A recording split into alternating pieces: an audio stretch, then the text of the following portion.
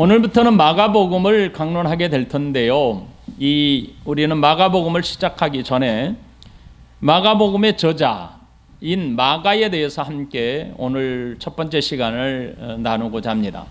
다음 주는 개관을 하게 될 텐데요.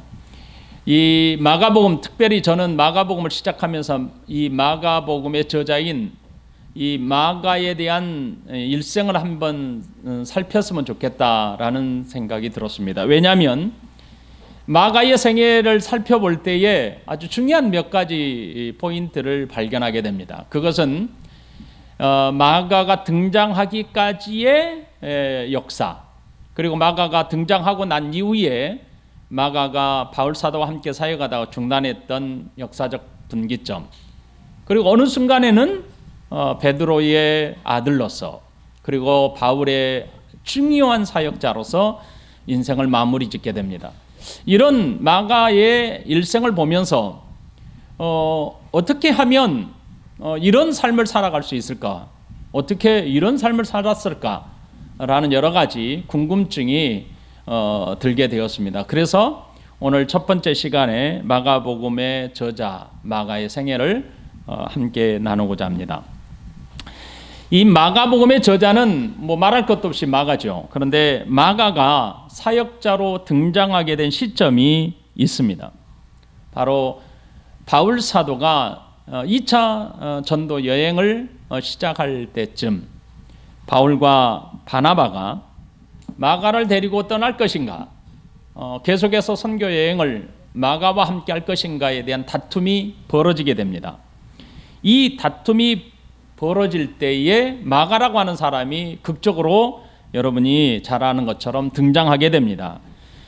사도행전 15장 함께 살펴보십시다. 사도행전 15장. 오늘 말씀을 여러 군데를 좀 찾아가게 될 텐데요.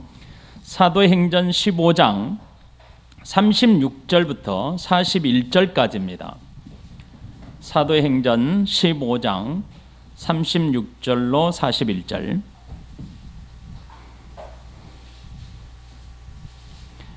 며칠 후에 바울이 바나바더러 말하되 우리가 주의 말씀을 전한 각 성으로 다시 가서 형제들이 어떠한가 방문하자 하고, 바나바는 마가라 하는 요한도 데리고 가고자 하나 바울은 밤빌리아에서 자기들을 떠나 함께 일하러 가지 아니한 자를 데리고 가는 것이 옳지 않다 하여 서로 심히 다투어 피차 갈라서니, 바나바는 마가를 데리고 배 타고 구브로로 가고 바울은 실라를 택한 후에 형제들에게 주의 은혜의 부탁함을 받고 떠나 수리아 길리기아로 다니며 교회들을 견고하게 하니라. 바나바와 바울 사이에 적지 않은 논쟁이 벌어졌습니다. 그것은 마가를 선교 여행에 동참시키느냐 아니냐 하는 문제였습니다. 사도 바울은 중간에 탈락했던 마가를 데리고 가는 것이 옳지 않다. 아마 사도 바울은 1차 선교 여행에 중간에 탈락했던 이 마가를 데리고 가는 것이 탐탁지 않았던 것 같고, 반면에 이 바나바는 그렇다 할지라도 마가를 데리고 가는 것이 여러모로 유익할 것 같다라는 생각을 하게 된 것 같아요. 이후에 우리가 계속해서 살펴보겠지만 바울 사도와 바나바의 생각의 차이가 둘이 헤어지게 되는 결과를 갖게 되었는데, 이 둘이 헤어지는 것이 옳으냐 그르냐가 오늘 문제의 초점은 아닙니다.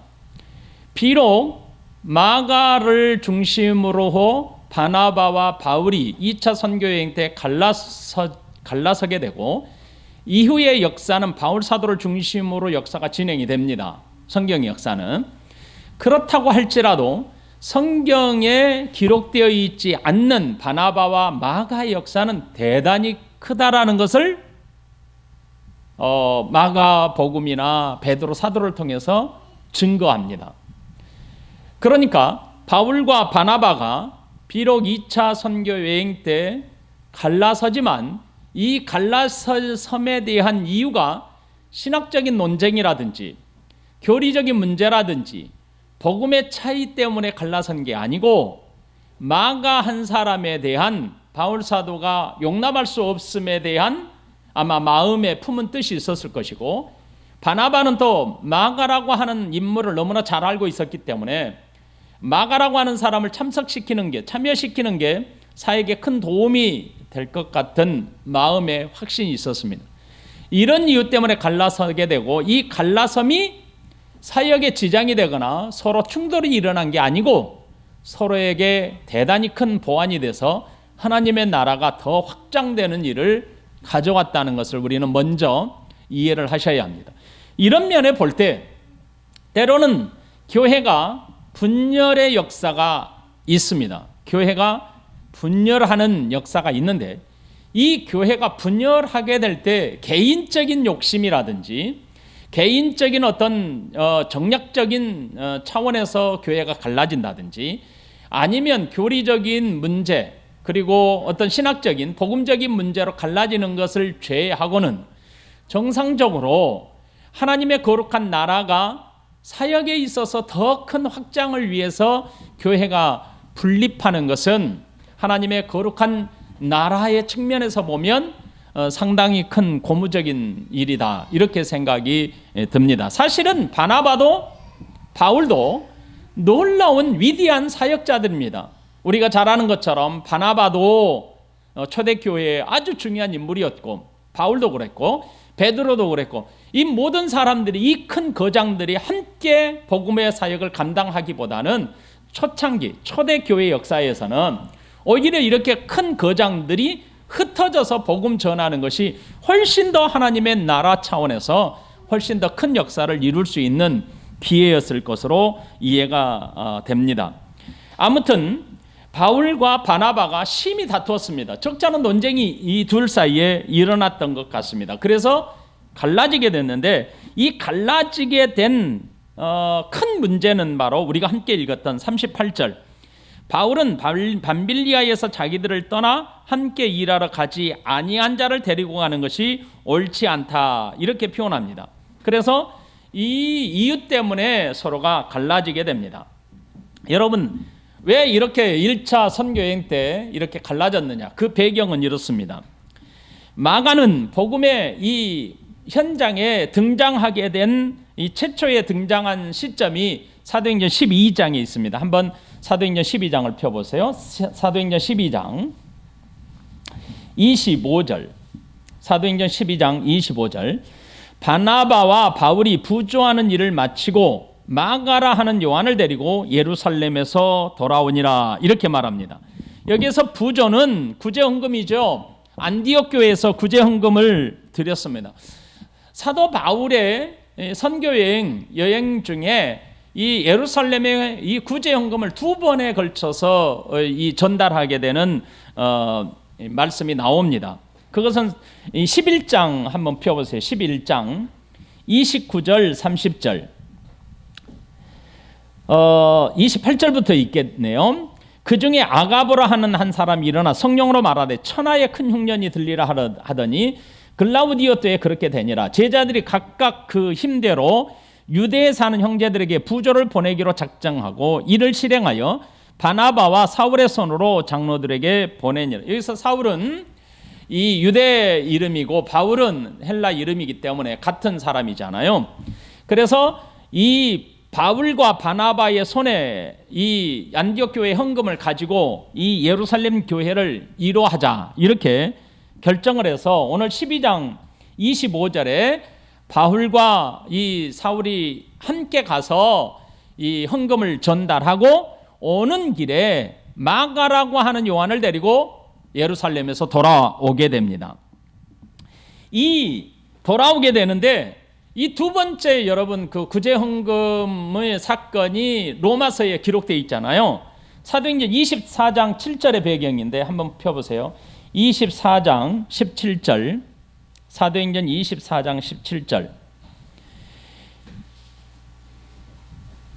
여러 해 만에 내가 내 민족을 구제할 것과 재물을 가지고 와서, 이렇게 사도행전 3차 전도 여행 마지막 말미에 3차 전도 여행을 마치면서 4차에 이제 로마로 가게 되는데 그때의 로마서 15장에 기록되어 있습니다. 한번 펴보세요.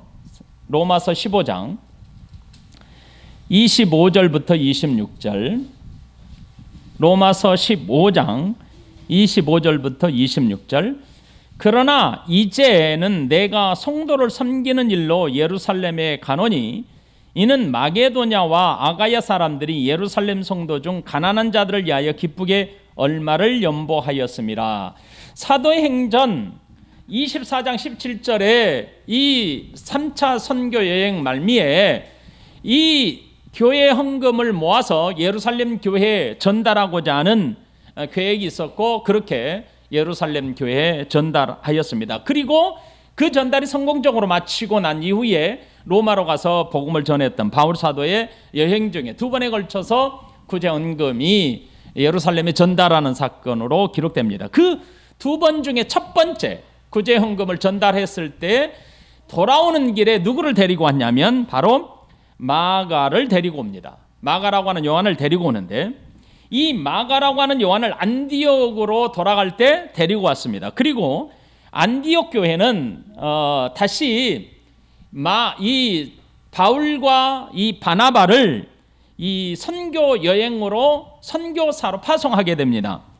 사도행전 13장에 한번 펴보세요. 사도행전 13장. 사도행전 13장에 1절부터 3절 말씀까지 보시면 13장 1절부터 3절. 안디옥 교회에 선지자들과 교사들이 있으니 곧 바나바와 니게르라 하는 시므온과 구레네 사람 루기오와 분봉왕 헤롯의 젖동생 마나엔과 미사울이라. 주를 섬겨 금식할 때에 성령이 이르시되 내가 불러 시키는 일을 위하여 바나바와 사울을 따로 세우라 하시니 이에 금식하며 기도하고 두 사람에게 안수하여 보내니라. 자, 정리를 하면 이렇습니다. 마가라고 하는 사람이 언제 등장했냐면 첫 번째 구제 헌금을 예루살렘으로 모아서 안디옥 교회에서 첫 번째 구제 헌금을 가지고 예루살렘으로 가서 전달하고 돌아오는 길에 마가라고 하는 요한을 함께 데리고 안디옥으로 돌아옵니다. 그리고 난 이후에 안디옥 교회에서는 선교사, 이방인들을 위한 선교사를 파송하는데 바나바와 사울을 파송하게 됩니다. 이 바나바와 사울을 파송하게 되는데 그 가운데에 아마 이 바나바가 이 마가를 함께 데리고 간 것 같아요. 13장 13절 보세요.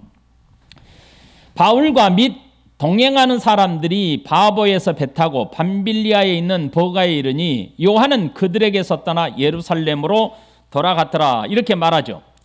자, 여기에서 보면 마가의 일행, 다시 말하면 바나바와 사울, 이 두 사람이 13장 4절에 보면 실루기아로 두 사람이 성령의 보내심을 받고 실루기아로 내려 거기서 배 타고 구브로로 가더라. 이렇게 말하죠. 이 구브로는 누구의 고향이냐면 바로 바나바의 고향이고 마가와 바나바는 친척이잖아요. 이제 이후에 나와요. 친척이기 때문에 마가도 그곳에 많은 친척이 있을 것으로 여겨집니다. 마가의 일행을 구브로에서 환대해 주었습니다. 그리고 그곳에서는 복음의 사역이 활발하게 진행이 되었습니다. 총독 서기오 바울이 회개하고 주를 섬기고 영접하는 사건, 그리고 그런 일들이 있었고 아주 환대가 이루어집니다. 그런데 오늘 우리가 읽었던 13장 13절에서 특이하게도 바울과 바나바가 함께 동행하던 이 마가라고 하는 요한이 어쩐 일인지 그들에게서 떠나서 예루살렘으로 돌아가 버리고 맙니다. 이것에 대해서 이유가 성경에는 밝혀지지 않아요. 구체적으로 기록하지 않지만 여러 가지 이유를 이 역사학자들이 추적해서 여러 가지 이유를 이야기합니다. 아마 그 지역이 대단히 높은 지역이고 평지보다는 한 1000 이상 높은 지역의 산지로 넘어가야 되고 선교 여행을 하기 위해서는. 그리고 그 산을 넘어가야 하는, 이 고원지대를 넘어가야 하는 과정 중에 당시에 산적들이 대단히 많았다는 것이죠. 산적들이 출몰해서 사람들이, 여행하는 사람들이 짐을 뺏거나 목숨에 위험을 주기도 했다는 것이죠. 그리고 이 여러 가지 이 고향을 떠나서 오랜 기간 동안 선교 여행을 하기 위해서는 풍토병과도 싸워야 되고, 고향을 떠난 이 마가라고 하는 이 젊은이는 아마 고향을 떠나서 낯선 곳을 여행하는 것이 익숙하지 않았던 사람이었던 것 같아요. 그래서 여러 가지 어려움이 있고 고난을 헤쳐나가기에는 대단히 유약한 사람이었지 않았나, 이런 이제 여러 가지 이야기들을 합니다. 그래서 고향의 향수나 고난과 이 역경, 선교 여행에 거쳐야 하는 여러 가지 역경들을 견디기가 힘들었지 않았느냐. 그래서 고향 예루살렘으로 다시 돌아가 버렸을 것이다, 이런 이야기들을 합니다. 이런 이야기들 가운데 여러 가지 논의설이 있지만 분명한 것은 중간에 그만두고 돌아갔다는 것이죠. 이것은 정확한 사실이잖아요. 어떤 이유에서든지 중간에 그만두고 돌아갔다는 것, 이것은 분명한 사실인데 이것으로 인해서 바울 사도가 마음의 상처를 입은 것이 분명합니다. 그러니까 중간에 사역을 다 마치고자 했던 바울 사도와 반면에 마가는 중간에 의논하지 않고 아마 허락받지 않는 상태에서 돌아가 버렸던 것 같아요. 그래서 2차 선교 여행 때 이 중도에 이탈한 이 마가를 데리고 함께 가야 되느냐라고 하는 문제에 대해서 서로가 많이 다투게 된 것입니다. 바울과 바나바가 1차 선교 여행을 하면서 이 많은 복음적인 역사가 크게 일어났던 것은 분명합니다. 그렇죠? 그러니까 구브로에 도착해서 복음이 전하여질 때 많은 사람들이 돌아왔어요. 이런 역사들이 진행이 되는데 이런 선교 1차 선교 여행 때 수많은 지역들에서 복음에 가는 곳마다 복음이 증거될 때에 예수를 믿고 구원받는 사람들이 일어났죠. 그래서 교회를 세웠죠. 이 사실을 다시 안디옥 교회에 돌아와서 이 보고를 하게 되고 예루살렘에 보고를 하게 되었을 때 많은 사람들이 감동을 받았습니다.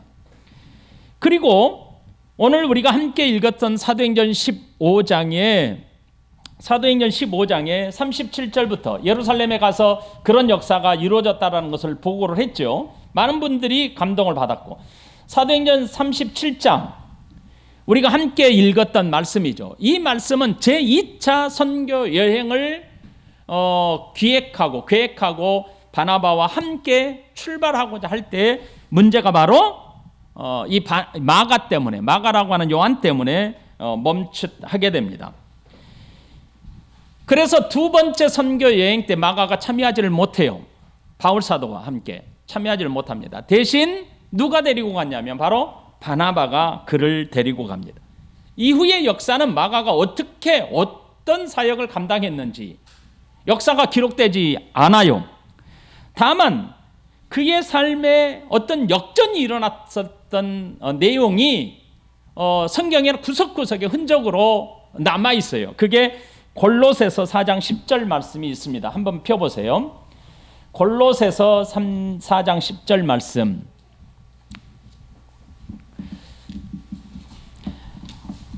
바나바는 사울과 다툰 후에 마가를 데리고 구브로로 다시 갑니다. 그건 사도행전 15장에 우리가 함께 읽었던 말씀이고요.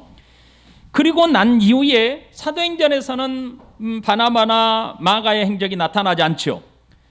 그런데 바나바와 함께 선교여행을 떠났던 마가가 극적으로 등장했던 그의 행적의 내용이 골로새서 4장 10절 말씀인데 이렇게 나옵니다. 나와 함께 갇힌 아리스다고와 바나바의 생질 마가, 이렇게 말하죠. 바나바의 생질 마가, 이 마가에 대하여 너희가 명을 받았음에 그가 이르거든 영접하라. 이런 말씀을 합니다. 마가는 로마 감옥에 있는 바울 사도와 함께 지금 고생하고 있다. 이렇게 표현합니다. 감옥에 함께 갇혀서 고생하고 있는데 바울이 골로새의 교회에 보낸 편지에서 마가가 등장하는데 마가가 자신에게 큰 위로를 주고 있다. 이렇게 표현합니다. 나와 함께 갇힌 아리스다고와 바나바와 생질 마가 이렇게 표현합니다. 그 바나바의 생질, 요한의 사도, 마가라고 하는 요한의 삼촌인 바나바 이름이 등장하면서 그 사람이 바로 마가다 이렇게 말합니다. 그러니까 바나바와 함께 선교여행을 감당하기 위하여 2차 선교여행 때 헤어졌던 그 마가라고 하는 요한, 그 사람이 바로 누구의 사촌, 이게 조카라고요? 바나바의 조카. 바나바의 조카인 마가가 지금 어디에 있냐면 신기하게도 바울 사도와 함께 있는 거예요. 바울 사도가 고난받을 때에 그 마가가 함께 고난을 받고 있더라. 이렇게 표현합니다. 그리고 그와 비슷한 시기에 보냈던 빌레몬이라고 하는 이 빌레몬 서신에 있습니다. 한번 빌레몬 서신에 한번 찾아보세요. 성경 351면 1장 24절에 있습니다. 빌레몬 1장 24절. 빌레몬 1장 24절. 나와 함께 갇힌 에바브라와 또한 나의 동역자 마가, 아리스다고, 데마, 누가가 문안하느니라. 나와 함께 갇힌 마가라고 표현했던 골로새상 10절과 그 비슷한 시기에 기록했던 빌레몬서에는 뭐라고 되어 있냐면 동역자 마가 이렇게 표현합니다. 동역자라고 한 번 더 나아갑니다. 그러니까 마가가 어느 순간에 대단히 영적으로 성장해서 바울과 함께 사역을 감당할 뿐만 아니라 사도적인 사명을 감당하고 있었다라고 하는 분명한 표현을 바울 사도를 통해서 이렇게 말씀에 드러나게 됩니다. 마가에 대한 바울 사도가 표현했던 마지막 부분이 어디에 있냐면 디모데후서에 있습니다. 여러분 디모데후서는 조금만 앞쪽으로 넘기면 있어요. 디도서 다음 바로 앞에 있어요. 디모데후서 4장 11절에 보면 디모데후서는 바울 사도가 순교하기 전 얼마 전에 유언과 같은 말씀이 사랑하는 아들 디모데에게, 영적인 아들 디모데에게 편지를 하면서 표현했던 말씀입니다. 디모데후서 4장 11절에 보면 이렇게 되어 있습니다. 데마는 이 세상을 사랑하여 나를 버리고 데살로니가로 갔고 그레게스는 갈라디아로 디도는 달마디아로 갔고 누가만 나와 함께 있느니라. 그러면서 뭐라고 하냐면 네가 올 때에 마가를 데리고 오라. 그가 나의 일에 유익하니라. 이렇게 표현합니다. 누가만 나와 함께 있는데 바울은 마지막 순교하기 직전에 누가 많이 보고 싶었냐면 그 마가가 대단히 보고 싶었던 겁니다. 아마 여기에서 바울 사도가 마가에 대해서 보고 싶은 마음, 나의 일에 대단히 유익해, 나의 사역에 있어서, 내 삶의 사역에 있어서, 사역적인 부분에 있어서 대단히 유익했던 사람, 그리고 그가 오면 자신에게 큰 위로가 되고 자신의 삶에 있어서 대단히 큰 유익이 될 수 있는 사람, 그 사람이 바로 마가로 표현하고 있습니다. 마가를 특별히 데려오라고 명합니다. 이런 사람. 자, 여러분 마가의 일생, 지금 성경에 나타나 있는 바울 사도와 비록 헤어졌지만 바울 사도를 떠나서 사역을 감당하던 마가가 어느 순간 어떤 시점에서 바울 사도에게 있어서 대단히 큰 유익한 사람으로 변해 있음을 성경은 밝히고 있고 드러내고 있습니다. 그렇다면 마가는 어떤 사람이었을까요? 마가는 마가의 저자, 마가라고 하는 이 이름은 사실은 마가라고 하는 요한 이렇게 표현합니다. 우리가 사도행전 12장 12절을 찾아봤죠. 한 번 더 읽어볼게요. 사도행전 12장 12절.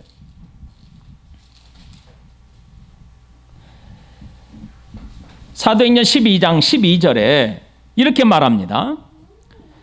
깨닫고 마가라 하는 요한의 어머니 마리아의 집에 가니 여러 사람이 거기 모여 기도하고 있더라. 이렇게 표현하죠.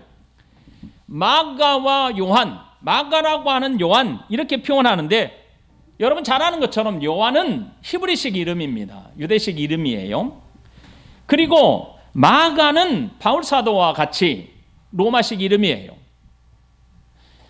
그러니까 이 마가라고 하는 이름은 이 헬라적 이름이고, 요한은 히브리적 유대적 이름인데, 이 신분이 예루살렘으로 이주해 왔기 때문에 아마 이 두 이름이 동시에 사용되었던 것 같아요. 그래서 나중에 사실은 유대적 관점에서는 요한이라고 불렸고, 사역적인 면에서 나중에 보면 이 마가복음이라고 하는 사역적인 로마인들에게 이 초점이 되어 있는 이 마가복음을 기록했던 이 마가 입장에서 보면 훨씬 더 마가라고 불리우는 것이 훨씬 더 사역에 있어서 훨씬 더 유익적이었던 것 같아요. 그래서 마가라고 하는 요한 이렇게 표현해지고 있습니다. 아무튼 이 마가라고 하는 이 요한은 같은 이름의 소유자인데, 이제부터는 주로 마가라고 제가 표현을 하겠습니다. 그러면 요한이나 마가나 같은 사람이니까요. 이 마가의 집은 초대교회에 있어서, 교회가 탄생함에 있어서 대단히 중요한 역할을 했습니다. 대단히 중요한 역할을 했어요. 아마 예수님의 사역뿐만 아니라 사도들의 사역에 아주 중요한 핵심적인 역할을 했던 게 바로 마가의 집이 아니었나. 왜냐하면 성경을 통해서 그걸 이렇게 추측해 볼 수 있습니다. 마가의 아버지에 대해서는 성경에 기록되고 있지 않습니다. 그리고 그의 출신도 어디였는지는 정확하게 나와 있지 않습니다. 다만 구브로의 출신인 바나바의 친척이다라는 것은 명확해졌습니다. 이것만큼 명확하기 때문에 바나바가 자기의 삼촌인 것이 분명하다면 아마 마가의 이 출신도 구브로였지 않았느냐, 그리고 나중에 예루살렘으로 이주하지 않았느냐, 이렇게 이해할 수 있습니다. 구브로가 누구냐면, 구브로의 출신인 바나바가 누구냐면, 이 바나바, 이 가족은 대단히 믿음이 신실했던 사람입니다. 골로새서 4장 10절에 보면 우리가 함께 읽었어요. 골로새서 4장 10절에 이 구브로의 레인 바나바 이렇게 표현하는 것을 보면 대단히 신앙적으로도 아주 잘 관리가 되었던 사람으로 이해할 수 있고요. 그리고 이 사도행전에서 오늘 우리가 읽었던 12장에 보면 복음을 전하다가 헤롯 왕이 몇 사람을 죽이고 그 중에 요한의 형제 야고보를 칼로 죽였더라, 이런 표현이 나오고, 그 이후에 베드로가 옥에 갇힙니다. 감옥에 갇혀요. 그때 성도들이 모여서 합심하여 기도했던 장소가 어디냐면 바로 사도행전 12장 12절에 있는 것처럼 마가의 집이었습니다. 그런데 마가라고 하는 이 사람은 이때만 해도 어머니 마리아가 중심이었고 마가가 중심은 아니었어요. 그래서 12장에 마가라고 하는 요한의 어머니 마리아의 집 이렇게 표현합니다. 그러니까 성경에 보면 우리가 성경에 나타날 때에 중요하게 이 문장 하나하나를 생각해야 돼요. 성경에서 기록할 때는 아주 중요한 인물을 중심으로 기록합니다. 성경에서 하나님의 메시지, 계시의 말씀을 전달하실 때, 우리에게 보내실 때에 구구절절 다 모든 것을 다 말할 수는 없잖아요. 그래서 우리에게 꼭 필요한 핵심적인 말씀만 기록하게 되는데, 우리가 다윗의 아들 솔로몬이라고 할 때 다윗의 아들 솔로몬이라고 할 때 이 솔로몬이 강조되는 게 아니죠. 다윗이라고 하는 사람이 강조되죠.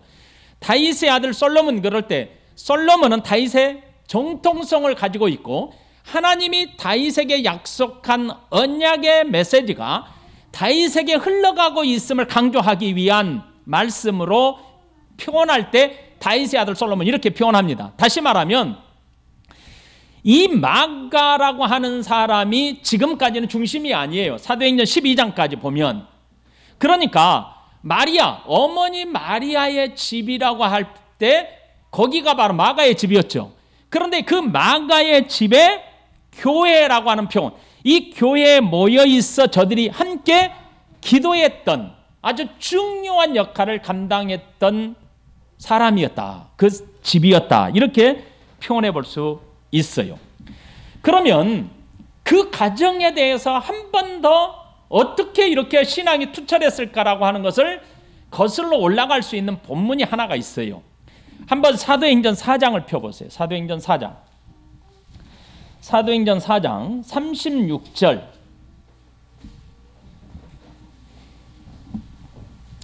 사도행전 4장 36절을 펴보세요. 36절부터 37절. 구브로에서 난 레이족 사람이 있으니 이름은 요셉이라 사도들이 일컬어 바나바라 번역하면 이로의 아들이라 하니 그가 밭이 있음에 팔아 그 값을 가지고 사도들의 발 앞에 두니라. 여러분, 레이 지파 바나바, 이 사람은 골로새 4장 10절에 보면 생질 바로 삼촌이라고 했죠. 마가의 삼촌.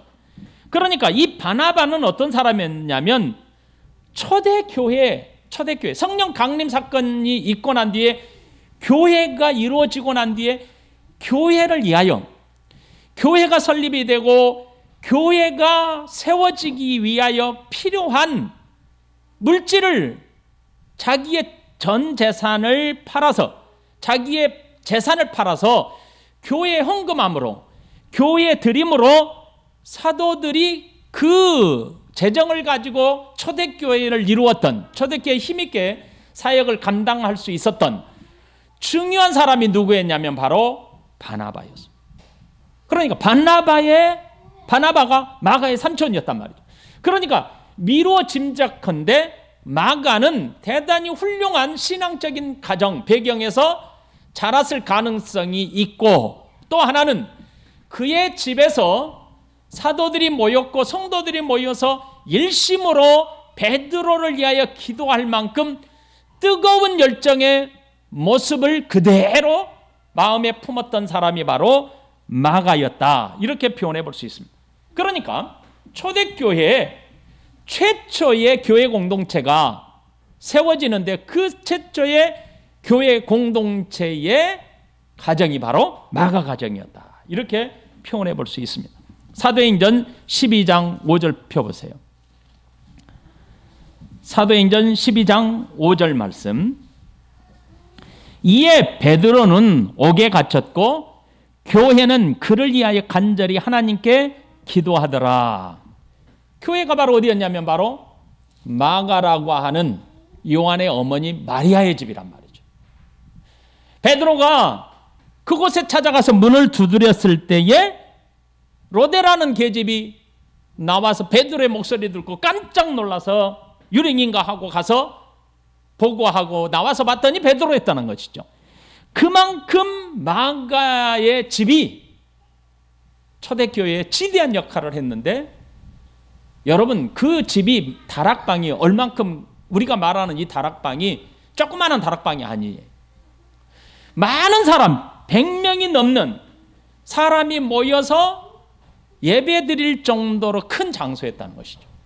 자, 그러면 예루살렘에서 이 정도 큰 저택을 가지고 있을 만한 사람 몇 명이나 됐겠어요? 당시에? 그러니까 마가라고 하는 요한의 어머니 마리아는 대단히 부유한 집, 저택을 소유했던 사람으로 이해할 수 있습니다. 그럼에도 불구하고 예수 그리스도의 복음 전하는 사도들을 위하여 자기 집을 내어놓고 자기 집을 교회로 세우고 하나님의 거룩한 영광의 나라를 확장하는 일에 큰 역할을 감당했다. 이렇게 표현할 수 있습니다.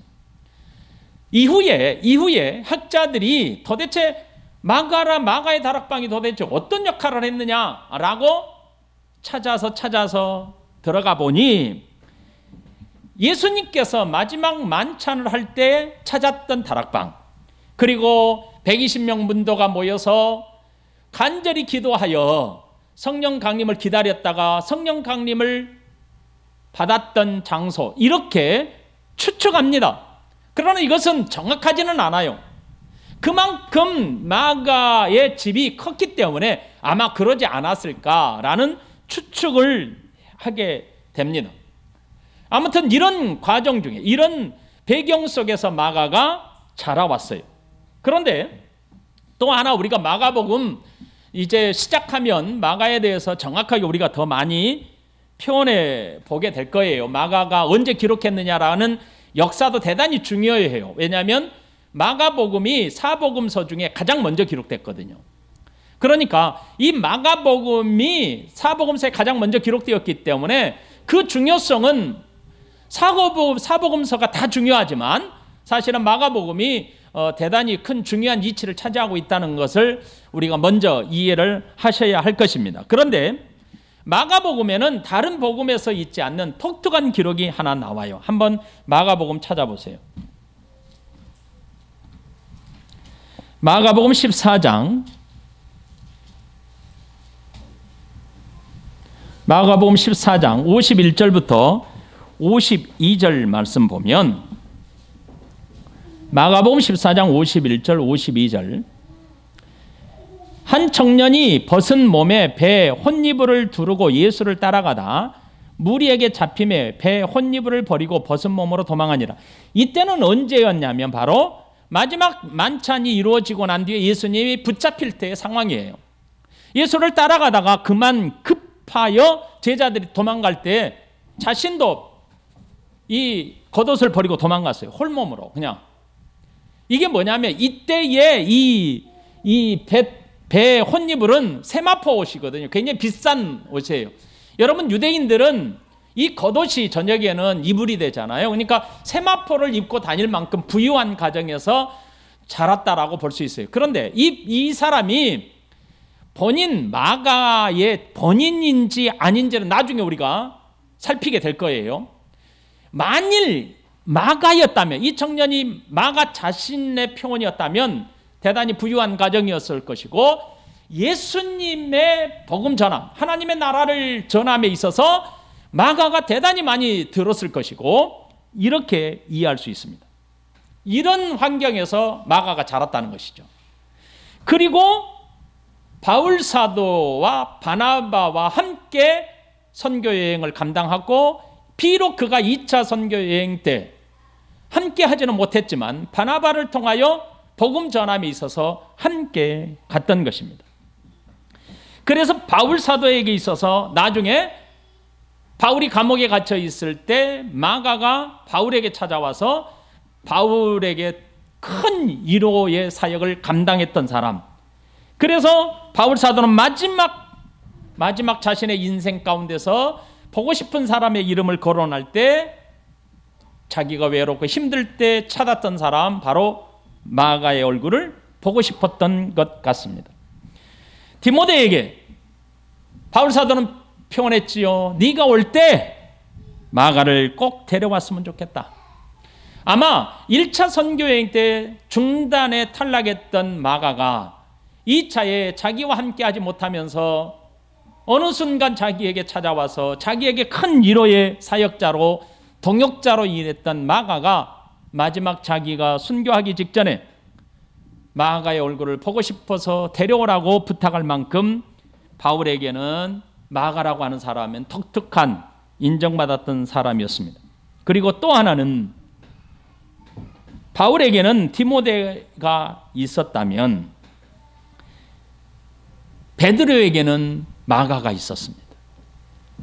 베드로전서 5장 13절 펴보세요. 베드로전서 5장 13절 뒤쪽에 있습니다. 베드로전서 5장 13절 383면에 있어요. 베드로전서 5장 13절 택하심을 함께 받은 바벨론에 있는 교회가 너희에게 문안하고 내 아들 마가도 그리하느니라. 이렇게 표현합니다. 베드로는 마가를 뭐라고 표현하냐면 내 아들 마가 이렇게 표현합니다. 아마 베드로도 이방 지역에 다니면서 복음을 전할 때에 누가 베드로 옆에서 이방인 지역에 다니면서 이 헬라말을 자유롭게 구사할 수 있는 사람이 필요했던 것인데 그 사람이 누구였냐면 바로 마가였던 거예요. 그래서 마가가 베드로의 통역자로서 베드로를 직접 옆에서 함께 사역을 감당하면서 이 복음의 말씀을 듣고 또 들었던 거예요. 자, 그러면 문제가 이제 풀렸습니다. 자, 마가 복음은 마가가 기록했죠. 이 마가는 대단히 초대교회의 중요한 역할을 감당했던 가정에서 자랐고 심지어 예수님의 복음을 가까이 들었던 가정에서 자랐어요. 그리고 사역을 함께 선교 사역을 감당할 때 아주 훌륭한 신앙인이었던 바나바와 함께 했어요. 그리고 이후에 베드로를 만나서 베드로의 통역관으로서 베드로와 함께 사역을 감당하면서 베드로가 마가를 표현할 때 내 아들이라고 표현했어요. 그만큼 베드로와 마가는 밀접한 관계에서 영적으로 유익한, 영적으로 밀접한 관계에 있었던 것이 분명합니다. 그렇다면 마가는 예수님의 제자가 아니지요. 그럼에도 불구하고 마가 복음을 제일 먼저 기록할 수 있었던 이유가 여기에서 해결되는 거예요. 무엇 때문에? 마가라고 하는 사람이 마가 복음을 기록할 수 있었던 것은 자신이 직접 예수님의 친제자로 12제자에 속하지는 않았지만 베드로에게서 말씀을 듣고 베드로로부터 예수님의 친행적, 예수님이 수제자로 부를 만큼 베드로를 교회의 열쇠를 준다라고 말씀할 만큼 베드로가 예수님의 아주 가깝게 사역을 감당했는데 핵심적인 제자였는데 그 핵심적인 제자로부터 예수님의 행적, 예수님의 일대기, 예수님의 복음을 가장 많이 듣지 않았겠습니까? 그리고 가장 진실되고 가장 정직하게 말씀을 배웠지 않았겠습니까? 그래서 이 베드로로부터 들음받은 하나님의 거룩한 이 복음의 말씀들을 필요에 의해서 말씀을 기록하는데 성령 하나님이 마가를 통하여 말씀의 계시의 말씀을 기록하게 하실 때에 그보다 더 정확한 사람은 없었다는 것이죠. 마가와 같이 준비된 사람, 마가와 같이 정확하게 예수님의 일대기와 복음 전함에 준비된 사람은 없었다는 것이죠. 그래서 성령 하나님께서 말씀을 기록할 때 예수님의 행적인 사복음서에 가장 먼저 기록하게 하실 때에 누구를 사용하셨냐면 바로 이 마가를 사용하신 겁니다. 마가를 사용하셔서 마가복음을 기록하게 한 것입니다. 사랑하는 여러분, 베드로가 순교했죠. 그리고 난 뒤에 이 마가도 초대교회에서 베드로와 같이 순교를 하게 됩니다. 그것은 바로 알렉산드리아에 가서 교회를 설립하고 그곳에서 이 감독으로 애쓰다가 그곳에서 트라이안 황제 때 순교했다고 전해집니다. 자, 여러분, 마가라고 하는 사람이 마가복음을 기록하게 되었는데 이 마가를 우리가 함께 읽을 때에 마가라고 하는 사람이 어떤 사람이었는가를 함께 생각하고 읽는다면 의미가 달라질 거라고 생각합니다. 비록 그가 1차 선교여행 때 중단했던 것이 바울사도 마음에 들지 않을 만큼 그가 유약하든지 어떤 문제가 있어 신앙적인 문제든지 어떻든지 간에 중간에 헤어졌지만 그 헤어짐이 끝이 아니었습니다. 그의 인생이 끝이 아니었단 말이죠. 저와 여러분들도 마찬가지입니다. 우리의 인생은 한 번 어떤 일이 우리 삶에서 이루어졌다고, 한 번 하나님 앞에서 내가 부족함을 드러냈다고 해서 우리의 인생이 끝나는 것으로 이해하면 안 됩니다. 하나님은 어떤 장소에서 어떤 사람을 만나서 어떻게 그가 훈련받을지 아무도 모르는 겁니다. 하나님의 나라에 있어서 필요한 만큼 하나님이 우리를 훈련시키십니다. 그러므로 마가복음을 읽을 때 이런 마가의 일생 가운데 하나님의 나라에 귀하게 쓰임받았던, 하나님의 나라의 가장 큰 유익으로 쓰임받았던 이 마가복음을 우리가 함께 대할 때 우리도 하나님의 나라에 의미 있는 삶을 살아야 되겠다, 이런 생각을 가지시고 마가복음을 대했으면 좋겠습니다. 다 같이 기도하십시다.